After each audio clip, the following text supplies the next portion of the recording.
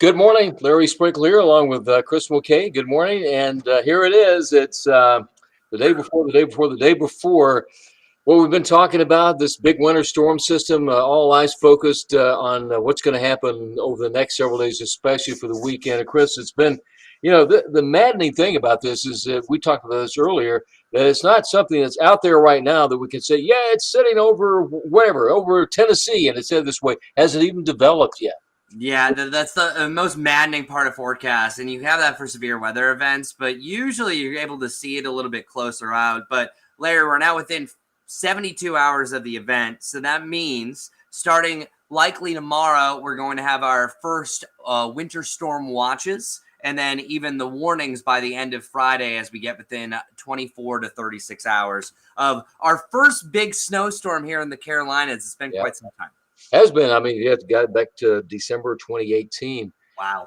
I do remember going back in time. It was January of 1988.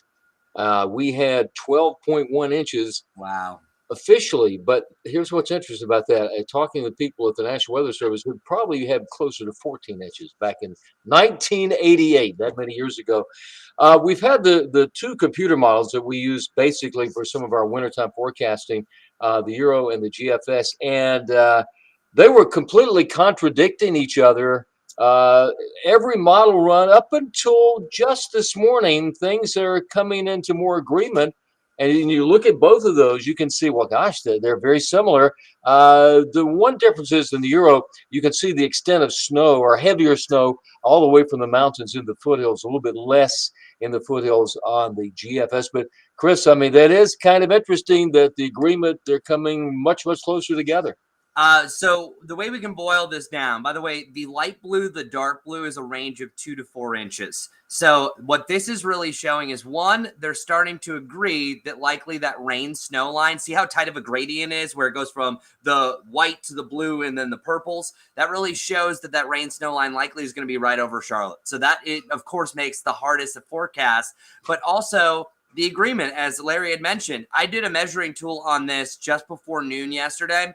That leading edge was a difference of 95 miles. Now it's within that 20, 30 mile per hour, not per hour range, 20 to 30 mile range. So that does show that it is pretty much on track. And that's usually around the 3-day time frame that you can see that when this comes to fruition, what it's going to do.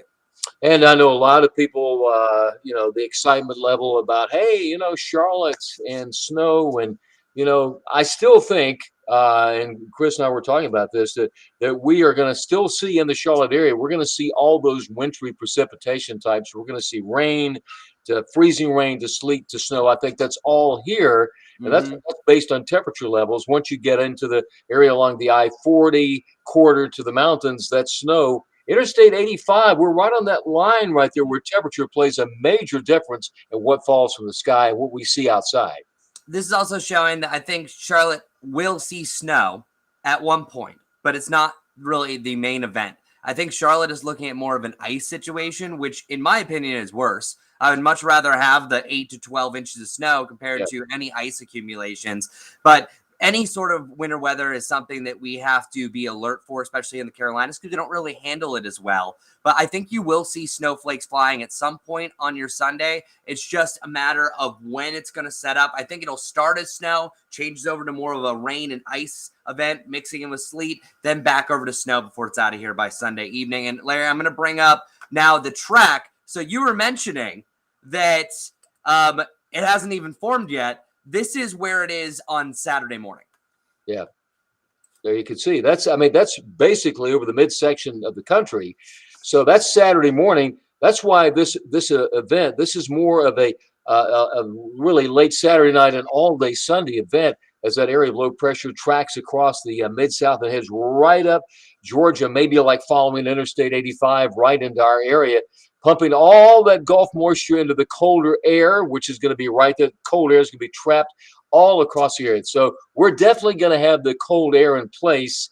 And it's just a matter of the timing of the event and the exact track of it, because if it changes a little bit of its course, a little bit goes more north, then obviously we have less of that snowfall potential. The farther south it goes, the more that we're going to see.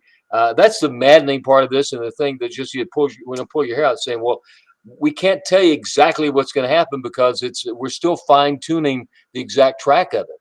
Yeah, regardless, we're all going to be under a winter storm warning. We can expect that. It's been quite some time. It wasn't, it's like, as Larry said, December 2018. But this is also a classic setup. Notice that high pressure system to the north. So this is called a Miller A nor'easter setup, and I'm going to show you what that exactly looks like. Now, this one is taking a different turn, but whenever a low passes really south of the Charlotte area, kind of hugs the shoreline, and you have a high pressure system that filters in that cooler air, that's the best chance for the mid-Atlantic to get hit the hardest. And that's exactly what we're seeing, that snow potential is going to race its way up. And I'm going to bring up that graphic for you real quick. I think I have this one from earlier. Look what happens when the snow leaves the Charlotte area. It moves pretty much following the Appalachian Mountains all the way up into New York. So this isn't just a Carolina event. It kind of blows up to the Mississippi Valley, really turns into a big snow event in the Carolinas. But this is one that the area is going to be talking about for the next couple of days. And back to that surface map, notice when this arrives. The timing really doesn't start to hit until the early morning hours on Sunday, but it's still here for 24 hours. And that colder air filtering in, even though the low pressure system's covering it up, since the low is tracking directly over the Charlotte area, that's usually that rain snow line. That's what makes this forecast so tricky, Larry. Definitely so. And once again, it's all timing. Now, this is obviously this is based on computer models that that area right there of low pressure could change a bit. The timing could change. It could slow down, and that means later arrival. And does that mean it extends into Monday? I think regardless, as Chris was saying, prepare for, yes, a major winter storm. Have all your preparations done, I would say, by tomorrow if you can. Already, we had a lot of comments saying they've gone to grocery stores and things are already being sold out. Make sure on Sunday you have a full tank of gas in your car. Make sure that your phone batteries have been charged. Make sure you have a backup in place, lots of flashlights, because there is a potential if we get enough ice, and some of the computer models indicating we would definitely get that here. You're going to see the potential for an ice storm. That means trees, power lines, power outages. I would say be prepared for that, regardless of whether we get an inch or 10 inches of snow in the Charlotte area, because I think, though, as Chris was saying, we're going to see a lot of ice potential in the Charlotte area north of here. That's going to be so. Travel will be very difficult. And that's the biggest change I think that we have seen. I think sleet was better possibility yesterday. Yesterday, the temperature profile changed for the better, but just show you the graphic real quick before I go to those temperatures. The timing is way too open right now. I pretty much have all day here. This is really 2 a.m. I think there's any chance that some light snow can start moving into the Charlotte area, but the highest precipitation rates will be right when that low pressure system's over us. So, Larry, that means pretty much mid to late morning. That's the window that I think is the worst, because as far as temperatures go, we'll be in the 20s. That's where freezing rain could add up real quickly, because you were showing a graphic earlier this morning that close to 1.5 inches of rain could fall from this event. And if that turns over to any sort of winter precipitation, that's just not good. Not good at all. I mean, and there's the rough. We always say meteorology that you can say an estimate. If you had 1 inch of rain, it equates to blank amount of snow. In some cases, 10 inches of snow, but it all depends upon temperature profiles. It could be a little bit less. Regardless, 1 inch of rain does mean that there are going to be areas with quite a bit of snowfall, especially north of here, up around Statesville and Hickory, all the way into the mountains of the Charlotte area. Yeah, we're going to see probably that kind of mix of everything. But here we're having this conversation, and it's still developing, and we've seen a lot of changes so far. It could change again, Chris. Yeah, we've seen a bunch of changes so far. But here's what Larry was mentioning for this snowfall potential, kind of just picking up when everything's happening. The mountains, you're used to this. You're going to see snow. That you don't have to worry about it. It's not going to be an ice event for you. That's the one thing that I think that we can absolutely agree on, Larry, that there's going to be significant snow in the mountains. They just had a pretty decent event, but those purples and pinks are showing anywhere from about 6 to 10 dare I say, a foot of snow from this event in the mountains, at least. Yeah, I mean, I think there's certainly that potential, and they've had it before. As I said, The last really big one that we had to, if you go back 2008, then the 1988 we had over a foot. So I mean, not to say that's going to happen here, but regardless of that, we are going to see in the area, we're going to see wintry precipitation, which means in the Charlotte area, it could be ice, it could be snow, a mixture, freezing rain, sleet. The worst scenario, as Chris was saying, would be any freezing rain, because that's just a coating of ice on everything.